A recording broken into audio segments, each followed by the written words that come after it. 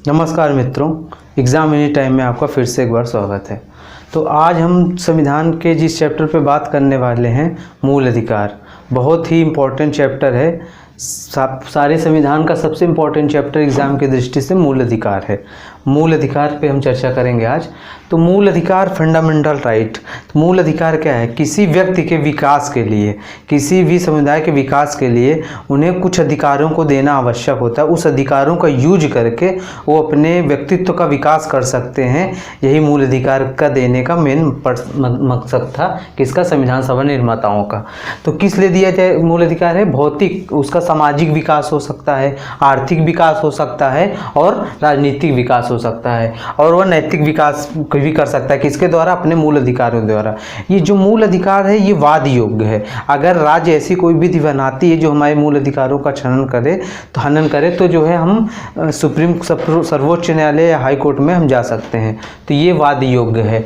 जो BN राव ने 2 अधिकारों की बात की थी, तो एक नीति निर्देशक तो था जो वाद योग्य नहीं था, और दूसरा ये मूल अधिकार है। तो ये मूलतः ये 7 मूल अधिकार दिए गए थे संविधान में, परंतु 19(1)(4) और 31 अनुच्छेद 31 को 44वें संविधान संशोधन 1978 द्वारा हटा दिया गया। उसको कानूनी माला पहना दिया गया 300 का के तहत, और भाग 12 में। और ये मूल अधिकार किस में है? सबसे पहले तो हम ये देखेंगे, ये है भाग 3 में, और 12 से 35 तक है मूल अधिकार। अब हम आगे चलते हैं। क्या इसको संसद इसमें घटा बढ़ा सकती है? तो हाँ, इसमें संशोधन 368 के तहत कर सकती है, और इस मूल अधिकारों को कम या ज़्यादा कर सकती है। तो मूल अधिकार हमें 6 कौन कौन से हम देखेंगे। पहला तो दिया गया है अनुच्छेद 14 से 18 तक समानता का अधिकार, सभी 1922 तक स्वतंत्रता का अधिकार दूसरा है।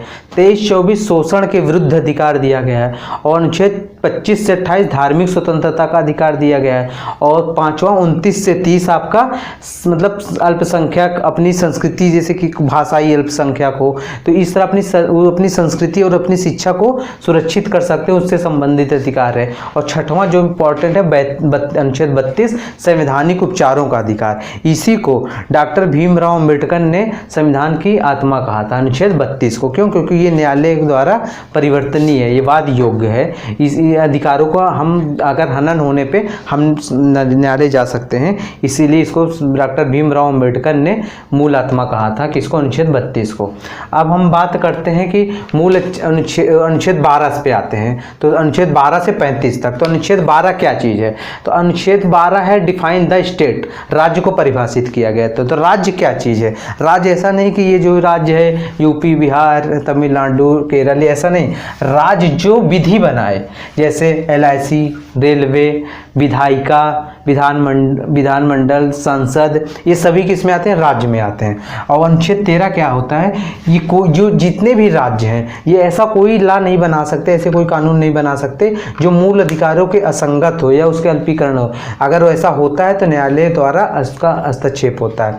अब आता है अनुच्छेद 13(4) में क्या किया गया था कि इसमें कहा गया कि 24वें संशोधन द्वारा 1971 में कि 368 पर लागू नहीं होगा, 24वें संशोधन द्वारा। और फिर केशवानंद भारती बनाम केरल, ये वाद है, ये बहुत इंपॉर्टेंट वाद है। केशवानंद भारती बनाम केरल राज्य 1973 में। तो कब आया था? 1973 में। ये इसमें सुप्रीम कोर्ट ने आधारभूत ढांचे का घोषणा की थी। तो मतलब कुछ आधारभूत ढांचे दिए कि आप मूल अधिकार इसमें संशोधन तो कर सकते हैं, पर ऐसा एक उसका बेसिक स्ट्रक्चर को आप नहीं बिगाड़ सकते हैं। अब हम बात करते हैं 14 पे, अनुच्छेद 14। तो अनुच्छेद 14 क्या है? राज्य किसी व्यक्ति को 2 चीज़ों से वंचित नहीं कर सकती, विधि के समक्ष समता और विधियों के समान संरक्षण से वंचित नहीं करेगा। तो अब क्या है? विधि के समक्ष समता को ब्रिटेन के संविधान से लिया गया है। सभी के एक समान विशेषता किसी को नहीं दिया गया है। और ये विधियों का समान संरक्षण क्या है?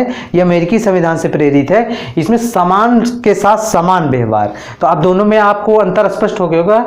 विधि के समक्ष समता मतलब सभी एक समान है, किसी को कोई विशेष अधिकार नहीं है।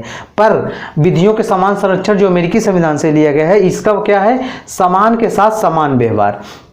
अब हम आते हैं अनुच्छेद 15। अनुच्छेद 15 क्या है कि राज्य, धर्म, मूलवंश, जाति, लिंग, जन्म स्थान के आधार पर किसी के साथ भेदभाव नहीं करेगा, ये अनुच्छेद 15 कहता है। अनुच्छेद 15 तो क्या है, राज्य भी नहीं करेगा, कोई प्राइवेट फर्म या कोई व्यक्ति भी नहीं करेगा, और एक तरह से ये अस्पृश्यता के सिद्धांत को कि आप किसी के साथ भेदभाव नहीं कर सकते। 15(3) क्या है, इसका अपवाद है क्या, ऐसा होते हुए भी राज्य अगर उचित समझे कुछ कमजोर वर्गों के लिए, जैसे महिलाओं के लिए और जनजाति और पिछड़े, इन सब के लिए, कमजोर वर्गों के लिए कुछ आप राज्य कुछ विशेष सुविधा दे सकती है। और 15(4) क्या है, ये प्रथम संशोधन 1951 द्वारा लाया गया था। इसमें 15(1) और 15(2) का अपवाद है। इसमें इंजीनियरिंग और मेडिकल में वंचित और शोषित और पिछड़े वर्गों के लिए उनको मतलब एडमिशन दिलाने के लिए ये लागू होगा, उनको एक तरह से उनका आरक्षण का व्यवस्था की गया था। और 15(5) क्या है, 1993 संशोधन हुआ था 2005 में, सरकारी और गैर सरकारी शिक्षा संस्थाओं में ये अदर बैकवर्ड के लिए इसमें रिजर्वेशन का प्रावधान लागू किया गया था। किसमें, 93 संशोधन द्वारा, गैर सरकारी में भी और सरकारी में भी। अब हमारा था अनुच्छेद 16 में क्या है कि अवसर की समानता। अनुच्छेद 16 क्या है, अवसर की समानता देता है। तो 16 एक अवसर की समानता देता है सभी को, मतलब कि ये नहीं कि आप किसी के साथ भेदभाव होगा, सबको समान अवसर दिया जाएगा। और 16 तो क्या है, अनुच्छेद 15 में जो दिया है ना, धर्म, मूल, वंश, जाति, लिंग, जन्म स्थान के आधार पर भेद नहीं करेंगे, तो 15 में निवास 16 में निवास स्थान और वंश क्रम को भी जोड़ा गया है, मतलब वंश क्रम के आधार पर भी आप नहीं कर सकते। 16(3) क्या, अनुच्छेद 16(3) है, राज्य निवास संबंधी शर्तों को लागू कर सकता है, मतलब एक विधि बनाकर राज्य निवास संबंधी शर्तों को लागू कर सकता है। संसद द्वारा विधि बनाई जाएगी कि हाँ ये इस चीज के लिए इस राज्य का निवासी होना अनिवार्य है। और 16(4) क्या है, अनुच्छेद 16(4) क्या है, अपवाद है किसकी, 16 का, कि अवसर की समानता है, परंतु राज्य अगर कोई जिसका पिछड़े वर्गों के लिए, SC ST के लिए, या जिनका नौकरियों में कम हुए हो संख्या, तो उनके लिए आरक्षण का प्रावधान करता है। और 16(5) क्या है, धार्मिक संस्था में किसी विशेष धर्म को और वरीयता दिया जा सकता है, इस पर कोई आपत्ति नहीं की जा सकती है। अब आता है हमारा सबसे इंपॉर्टेंट जो क्वेश्चन पूछा जाता है 17, अस्पृश्यता का सिद्धांत। अस्पृश्यता का सिद्धांत मतलब छुआछूत का बंद होना, ये अनुच्छेद कौन रोक लगाता है, अनुच्छेद 17। और इसके तहत अनुच्छेद 35 के तहत संसद इस पे कानून बना सकती है, किस पे, अनुच्छेद 17 पे, और संसद अनुच्छेद 35 के तहत संसद कानून बना सकती है। और अनुच्छेद 18 क्या है, उपाधियों का अंत। जैसे पहले उपाधियां दी जाती थी, राय बहादुर ये वे, तो नहीं हो सकता। हाँ, कुछ जैसे पद्म श्री, भारत रत्न, ये दिया जा सकता है क्योंकि ये एक तरह से पुरस्कार है, ये दिया, लेकिन उपाधियों को नहीं लगाएगा। अब हमारा आते हैं अनुच्छेद 19। अनुच्छेद 19 हमारा क्या है, 19 से 22 तक स्वतंत्रता का अधिकार। तो 19(1) का क्या है, 19(1) का कहता है, एक का भाषण और अभिव्यक्ति की स्वतंत्रता, मतलब हम भाषण दे सकते हैं कहीं, और अभिव्यक्ति हम अपनी बात को रख सकते हैं कहीं पे। प्रेस की स्वतंत्रता, मतदाता जो उम्मीदवार के बारे में जानने की स्वतंत्रता, उनकी सूचनाओं को जान सकता है, ऐसी स्वतंत्रता है किसके तहत, 1901 के का के तहत। 19(1) खा क्या कहता है जनता में, शांतिपूर्ण और हथियार रहित, मतलब आप शांतिपूर्ण सम्मेलन कर सकते हैं हथियार का बिना यूज किए। 19(1) का क्या कहता है, आप संगम या सहकारी समिति बना सकते हैं। ये हम आपको बताया गया था कि सहकारी समिति नीति निर्देशक तत्व में कब जोड़ा गया था, 97वें संशोधन द्वारा। कौन से, 97वें संशोधन द्वारा 2011 में, तो ये जोड़ा गया था सहकारी, पहले संगम था फिर सहकारी समिति भी जोड़ दिया गया। अब 19(1) का क्या कहता है, किसी राज्य क्षेत्र में आवास संचरण, मतलब कि आप किसी भी राज्य में घूम टहल सकते हैं, कुछ अपवादों को छोड़ के। पहले जैसे जम्मू कश्मीर था परंतु अब हटा दिया गया। 19(1) अंगा क्या है, सबसे ज्यादा पूर्वोत्तर के राज्यों में, क्योंकि वहां जनजातियां, उनकी संस्कृति को कोई खतरा ना पहुंचे, इसीलिए वहां कुछ अपवाद लगा दिए गए हैं। 19(1) का अंगा क्या कहता है कि राज्य में आप किसी भी राज्य में निवास कर सकते हैं, बसने का अधिकार है आपको। और 19(1) का क्या था, जो संपत्ति का अधिकार था, संपत्ति का अधिकार, यही जो है 44वें संविधान संशोधन द्वारा इसको हटा दिया गया था। 44वें संशोधन द्वारा हटा गया। कब? 1978 में। हाँ, एक क्वेश्चन ही पूछा था जाता है, संपत्ति का अधिकार जब हटाया गया था तो उस समय प्रधानमंत्री कौन था? तो कौन था? मोरारजी देसाई। कौन सी सरकार थी? जनता पार्टी की सरकार थी। 19 कक्षा क्या है? व्यापार का अधिकार। हम किसी भी राज्य में व्यापार कर सकते हैं आजीविका चलाने के लिए, ऐसी वृत्ति का करने के लिए। अब आता है हमारा 19 तक कंप्लीट होता है। अब हम आगे देखते हैं अनुच्छेद 20। अब हम स्वतंत्रता के अधिकार में अनुच्छेद 20 में आते हैं, जेंटलमैन। अब अनुच्छेद 20 क्या है? ये एग्जाम में बहुत पूछा जाता है। तो एग्जाम में क्या पूछा जाएगा ऐसे कि अनुच्छेद 20 में आपको ऑप्शन दिया जाएगा किसके लिए? अपराधों के दोष सिद्ध संरक्षण के लिए। कैसे?